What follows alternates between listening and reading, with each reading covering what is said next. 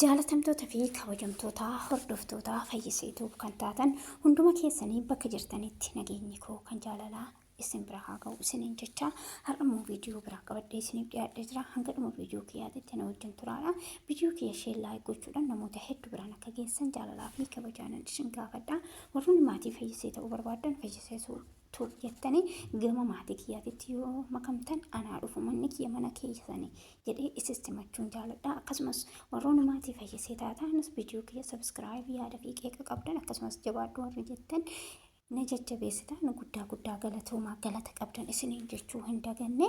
Egaa viidiyoon ani irra qabadhee isiniif dhiyaadhe torban darbe kana samuuna kana miidiyaa hawaasaa irratti bilaak baankii akkasumas jijjiirran maallaqa sharafa biyyoota alaatirraa baay'ee isaa kan dabale ta'uu hubanneeti kan turre. Egaan guyyaa har'aa kana Ogosti 8 bara 2016 kana baankiin biyyoolessaa gara gabaa gurraachaa akkasumas baankiin Itoophiyaa nigdi baankii jechuudha gabaa gurraachi baay'ee isaa kan gadi bu'e ta'uudhaan kan gabaafamaa ooledha. Egaa kunis immoo jechuun viidiyoo tana duraa mootummaan dubbate irraa wal qabateetiin natti fakkaate viidiyoo san karaa dhumaatitti isiniif maxxansa maal akka jedhe. Egaa warroonni qarshii of harkaa qabnu yeroo kanatti fayyadamnee qarshii keenya akka gara bilaak maarkettiidhaan birri ergannu kana caalaa osoo gadi nu jalaan bu'in akka ergannu isiniin jedha. Akkasumas immoo jechuun gara fuulduraatitti illee maybe baankiidhaan wal qixxaa'uu danda'a, maybe kana gadislee olillee ta'uu danda'a hin beekamu. Kanaaf yeroo qabnu kanatti akka fayyadamnu gorsa kiyya kuni. Egaa har'a guyyaa har'aa jechuudha baankiin biyyoolessaa yookiin baankiin Oromiyaa meeqan akka bitee meeqan akka gurguraa oolu kan waliin ilaallu ta'a. Akkasumas gabaa gurraachi riyaalaa fi dinaarotaan meeqan akka oole kan waliin ilaallu ta'a. Egaa baankiin biyyoolessaa jechuudha baankiin Oromiyaa guyyaa har'aa kana duraara takka birrii 100 fi takka qabxii 9.6 kan bitu yoo ta'e kan gurguru immoo jitu qarshii 100 fi 15 qabxii 2 kan gurguruudha. Akkasumas eeroonii takka qarshii 100 fi takka qabxii 358 kan bitu yoo ta'u akkasumas kan itti gurguru qarshii 100 fi 14 qabxii 5tti kan gurguraa jiru. Akkasumas Imaraatii yookiin Dubaayii diraama kan bitamu qarshii 28 qabxii 677 yoo ta'u kan itti gurguramu qarshii 32 qabxii 4 kan ta'u yoo ta'u akkasumas Saawudii riyaaliin qarshii 28 kan gurguru kan bitu yoo ta'e qarshii 31 qabxii 75 kan gurguru jechuudha. Egaa kuni gara baankitiin kan bitamu jechuudha. Akkasumas immoo karaa bilaak maarkettiidhaan kan oolu guyyaa har'aa oolmaa sharafa biyya alaa kan gama gabaa gurraachaa yookiin hawaalaa kan isin biraan ga'u ta'a.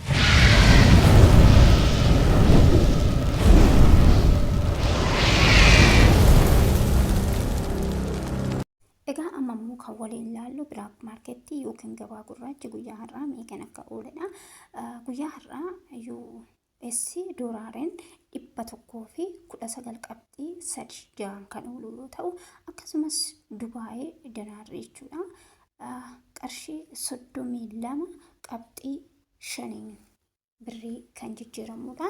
Saawudii riyaaliin 31 qabxii 80 kan jijjiiramu yoo ta'u Yoordaanii dinaariin qarshii 100 fi 68 qabxii 3 akkasumas Bahareet dinaariin 316 qabxii 6 kan jijjiiramu yoo ta'u Katarii riyaaliin 32 qabxii 77 kan ta'u Umaanii riyaaliin 310 kan oolu yoo ta'u akkasumas Kuweetii dinaariin 390 kan jijjiiramudha.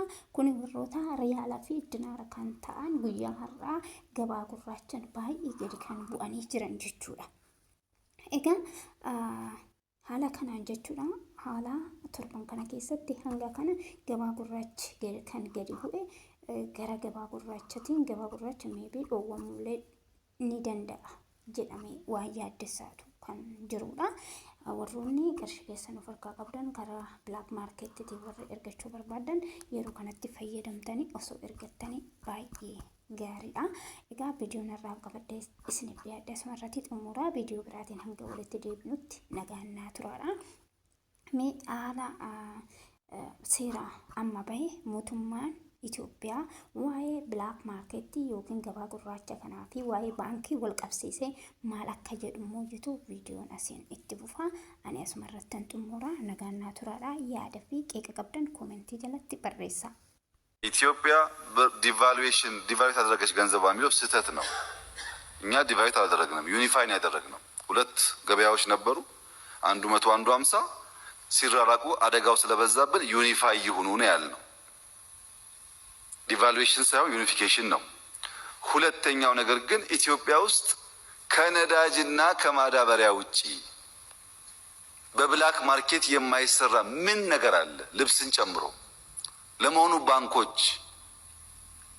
የባንክ ፕሬዝዳንቶች እዚህ ያላችሁ የፕራይቬት ባንኮች በብላክ ማርኬት አይዘረዝሩም? ብር ኮሚሽን አይቀበሉም? ኒፖቲዝም የለም? በገበያ ነው የሚሰራው? እንደዛ ነው ስራው። ይሄን ያክል የማይገባንማ አታርጉ እንጂ እንደዛ አይደለም። ሌላው ቀርቶ ኮንትራት መንገድ ሲሰራ ኮንትራት ሲሰጥ መንግስት ኮንትራክተሮች በብላክ ማርኬት ሂሳብ ነው ዋጋ የሚያስገቡት። ምንም ስራ የለም ኢትዮጵያ ውስጥ በኖርማል በዚህ በ50 ብሩ የሚሰራ ስራ የለም። ነዳጅ ይገዛል መንግስት፣ ማዳበሪያ ይገዛል። ከዚህ ውጭ ሁሉ ነገር ብላክ ማርኬት ነው ሁሉ ነገር። አሁን ምን ተአምር ተፈጥሮ ነው ከ57 ተገባ ተብሎ ዋጋ የሚጨመረው? እሱን እንነጋገራለን። ሁለተኛ ባንኮች ገበያ ያያችሁ ወስኑ ስላል 7 አርጉ 50 አርጉ 60 አርጉ አንልም፣ ግን ትክክለኛ እርምጃ አይመስለኝም። እኔ አሁን ሄዳችሁበት የዋጋ መጠን ዩኒፊኬሽን አያረጋግጥም። እኛ ያልነው ብላክ ማርኬት እና በዋናው ገበያ መካከል ያለው ዲፍረንስ ሲግኒፊካንት መሆን የለበትም። ኢንሲግኒፊካንት እናርገው ነው እንጂ ያልነው እናንተ 70 ስትገቡ እነሱ 130 ከገቡማ ምን ለውጣል?